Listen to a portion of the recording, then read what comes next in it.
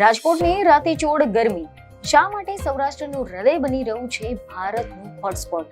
રાજકોટમાં કેમ જોવા મળી રહ્યો છે તપતો તાંડવ? આખરે રાજકોટ આટલું બધું ગરમ કેમ બની રહ્યું છે?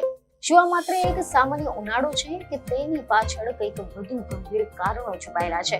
શું આ માત્ર કુદરતી પ્રકોપ છે કે પછી માનવીય ભૂલોનું પરિણામ? શું ભવિષ્યમાં ગુજરાતના અન્ય શહેરો પણ રાજકોટ જેવી જ હીટ વેવ પરિસ્થિતિનો સામનો કરશે? તો આજે આપણે આ વિડીયોમાં રાજકોટની ભયાનક ગરમી, એના પાછળના વૈજ્ઞાનિક, ભૌગોલિક અને સ્થાનિક કારણો વિશે કેટલીક જાણકારી મેળવીશું. નમસ્કાર દર્શક મિત્રો, @ગુજરાતમાં આપનું સ્વાગત છે. તો દર્શક મિત્રો, શું તમે ક્યારે એવો અનુભવ કર્યો છે કે તમે બપોરે ઘરની બહાર નીકળો છો અને તમને લાગે કે જાણે આખું શહેર ભઠ્ઠી બની ગયું હોય?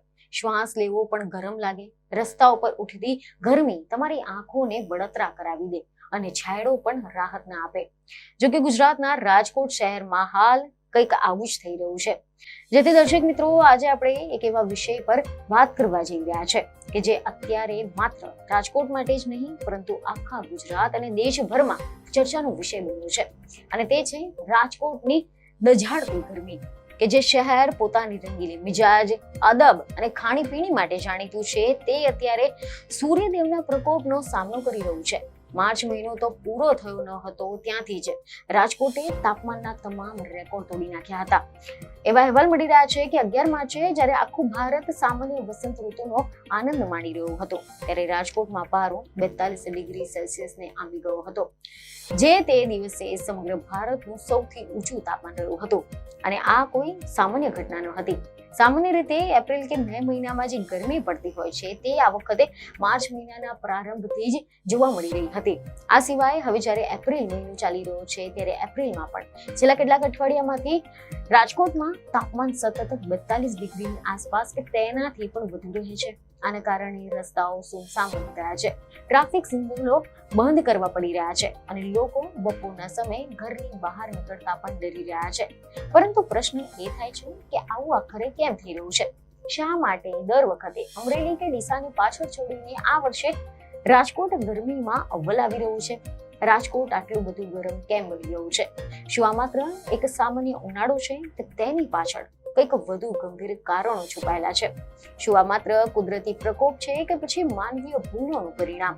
આજે આપણે આ વિડીયોમાં રાજકોટની આ ભયાનક ગરમી, તેના પાછળના વિજ્ઞાન, ભૌગોલિક અને સ્થાનિક કારણોનું ઊંડું વિશ્લેષણ કરીશું.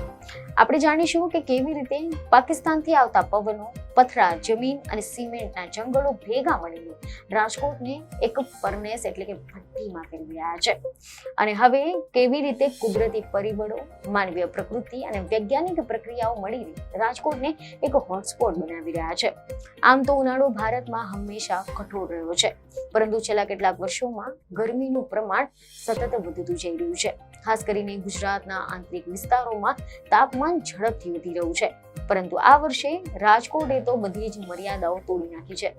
એવા રિપોર્ટ સામે આવી રહ્યા છે કે 11 માર્ચના રોજ રાજકોટમાં 42 ડિગ્રી તાપમાન નોંધાયું, જે આખા દેશમાં સૌથી વધુ હતું. ત્યાર પછીના દિવસોમાં પણ રાજકોટ શહેરનું તાપમાન ગુજરાતના રાજ્યમાં સૌથી ઊંચું જોવા મળ્યું. ભારતીય હવામાન ખાતાના અમદાવાદ કેન્દ્રે સોમવારે સવારે આપેલી એક અખબારી યાદીમાં જણાવ્યું હતું કે રવિવારે પણ રાજકોટમાં તાપમાન 42.4 ડિગ્રી રહ્યું હતું, જે રાજ્યનું સૌથી ઊંચું તાપમાન હતું. આ માત્ર એક આંકડો નથી, પરંતુ આ એક ચેતવણી છે કે કંઈક અસામાન્ય બની રહ્યું છે. રાજકોટની આ ભયાનક ગરમી પાછળનું સૌથી પહેલું અને મહત્વનું કારણ તેનું ભૌગોલિક સ્થાન છે. એવા અહેવાલ સામે આવી રહ્યા છે કે નિષ્ણાંતોના મતે રાજકોટ સૌરાષ્ટ્રના મધ્યમાં આવેલું છે અને તેની આજુબાજુનો જે વિસ્તાર છે તે મોટા ભાગે સૂકો અને અર્ધ શુષ્ક છે. આણંદ કૃષિ યુનિવર્સિટીના હવામાન વિભાગના નિષ્ણાંતોએ એક મીડિયા સાથેની વાતચીતમાં કેટલીક જાણકારી આપી હતી, જેમાં તેમણે જણાવ્યું કે રાજકોટનું સ્થાન જોવામાં આવે તો તે એક સૂકા અને અર્ધ શુષ્ક વિસ્તારમાં આવેલું શહેર છે. અહીંયા ઉનાળામાં વરસાદ ખૂબ જ ઓછો પડે છે અને આસપાસના વિસ્તારોમાં હરિયાળી પણ મર્યાદિત હોય છે. અને જ્યારે જમીન પર હરિયાળી ઓછી હોય ત્યારે સૂર્યપ્રકાશ સીધો જ જમીન પર પડે છે અને જમીન ઝડપથી ગરમ થઈ જાય છે.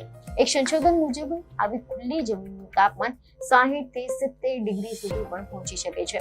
હવે વિચાર કરો કે જ્યારે જમીન આટલી બધી ગરમ થાય ત્યારે તે આસપાસની હવાને પણ ગરમ કરી નાખે છે અને આ ગરમ હવા ઉપર ઉઠે છે, પરંતુ જો ઉપરના સ્તર પર પણ ગરમી અને ઓછું દબાણ હોય તો પછી આ હવા સરળતાથી ફેલાઈ શકતી નથી. આના પરિણામે ગરમી એક જ જગ્યાએ ફસાઈ જાય છે અને ત્યાંનું તાપમાન સતત વધતું રહે છે. હવે બીજું મોટું કારણ છે પવનની દિશા અને તેની ગતિ. હવામાન એ માત્ર તાપમાનનો આંકડો નથી, પરંતુ પવનની પણ રમત છે.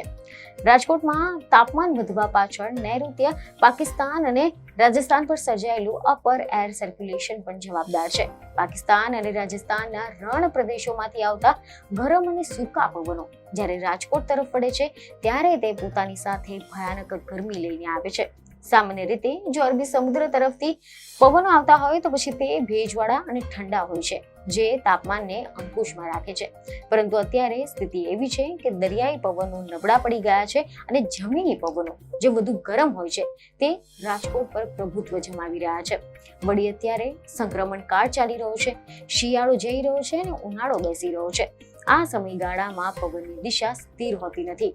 પવનની ગતિ ઓછી હોવાના કારણે ગરમીનું વહન થઈ શકતું નથી, એટલે કે ગરમી એક જ જગ્યાએથી બીજી જગ્યાએ ફેલાવી હળવી થવાના બદલે એક જ સ્થળે જમા થઈ જાય છે. આનાથી જ રાજકોટ અત્યારે લોકલ હોટસ્પોટ બની ગયું છે. શહેરીકરણની જો આપણે વાત કરીએ તો રાજકોટમાં અર્બન હીટ આઇલેન્ડ ઇફેક્ટ જે છે તે ખૂબ જ સક્રિય જોવા મળે છે. રાજકોટ શહેર ઝડપથી વિકસતું શહેર છે. અહીંયા સિમેન્ટ અને કોન્ક્રીટના બાંધકામો, બહુમાળી ઇમારતો, ડામરના રસ્તાઓનું નિર્માણ સતત વધી રહ્યું છે. આની સામે વૃક્ષો અને હરિયાળીનું પ્રમાણ ઓછું છે. કોન્ક્રીટ અને ડામરની એક લાક્ષણિકતા છે કે જે દિવસ દરમિયાન સૂર્યની ગરમીને શોષી લે છે અને પછી રાત્રે તે ગરમીને વાતાવરણમાં મુક્ત કરે છે. આના કારણે શહેરી વિસ્તારોમાં રાત્રે પણ ઠંડક અનુભવાતી નથી. ગ્રામ્ય વિસ્તારોમાં જ્યાં ખુલ્લી જગ્યા અને વનસ્પતિ હોય છે ત્યાં તાપમાન શહેર કરતા 2 થી 3 ડિગ્રી ઓછું હોય છે, પરંતુ રાજકોટ જેવા ગીચ શહેરમાં આ તફાવત બહુ મોટો થઈ જાય છે. ગરમ હવા બિલ્ડિંગોની વચ્ચે ફસાઈ જાય છે, જેને કેન્યોન ઇફેક્ટ કહેવામાં આવે છે, જે તાપમાનને વધુ ઉગ્ર બનાવે છે. રાજકોટમાં વહીવટી તંત્ર પણ ગરમીના કારણે એલર્ટ પર છે. બપોરના સમયે ટ્રાફિક પોલીસ દ્વારા સિગ્નલો બંધ રાખવાનો નિર્ણય લેવામાં આવ્યો છે, જેથી કરીને વાહન ચાલકોને કાળઝાળ તડકામાં ઊભા ન રહેવું પડે. આ દર્શાવે છે કે સ્થિતિ કેટલી ગંભીર છે. સામાન્ય રીતે ગુજરાતમાં અમરેલી કે પછી સુરેન્દ્રનગર ગરમી માટે કુખ્યાત છે, પરંતુ આ વર્ષે રાજકોટ જે રીતે મોખરે છે તે હવામાન શાસ્ત્રીઓ માટે પણ અભ્યાસનો વિષય બની ગયો છે. વેસ્ટર્ન ડિસ્ટર્બન્સની અસર ઓછી થતા અને આકાશ ચોખ્ખું રહેતા સૂર્યના અલ્ટ્રાવાયોલેટ કિરણો સીધા જ જમીન પર આવી રહ્યા છે અને ભેજનું પ્રમાણ ઘટવાના બદલે આના કારણે હવા વધુ સૂકી બની રહી છે, જે ત્વચા પર બળતરા પેદા કરે છે. નિષ્ણાતો માને છે કે જ્યાં સુધી દરિયાઈ પવનો ફરીથી સક્રિય નહીં થાય અથવા તો પવનની દિશામાં મોટો ફેરફાર નહીં આવે ત્યાં સુધી રાજકોટવાસીઓએ આ ગનગોળા જેવા તાપમાનમાં રહેવું જ પડશે. હવે જો આપણે આગામી દિવસોની વાત કરીએ તેવા પણ અહેવાલો સામે આવી રહ્યા છે કે હવામાન વિભાગની આગાહી અનુસાર 20 એપ્રિલ સુધી કોઈ પણ મોટી રાહતની આશા નથી. જો કે તાપમાન 40 ડિગ્રીની આસપાસ પ્રેરિત થઈ શકે છે, પરંતુ ગરમ પવનો એટલે કે લૂ ફૂંકાવાનું ચાલુ રહેશે. કેટલાક નિષ્ણાતોના મતે આ ઉનાળો હજુ તો શરૂઆત છે. રાજકોટમાં અત્યારે જે જોવા મળી રહ્યું છે તે તો માત્ર ટ્રેલર છે. આગામી સમયમાં જ્યારે ઉનાળો તેની ચરમ સીમાએ હશે ત્યારે ગરમીના નવા રેકોર્ડ સર્જાય તો નવાઈ નહીં. આ સ્થિતિ આપણને ક્લાઇમેટ ચેન્જ અને વધતા ગ્લોબલ વોર્મિંગની પણ યાદ અપાવે છે.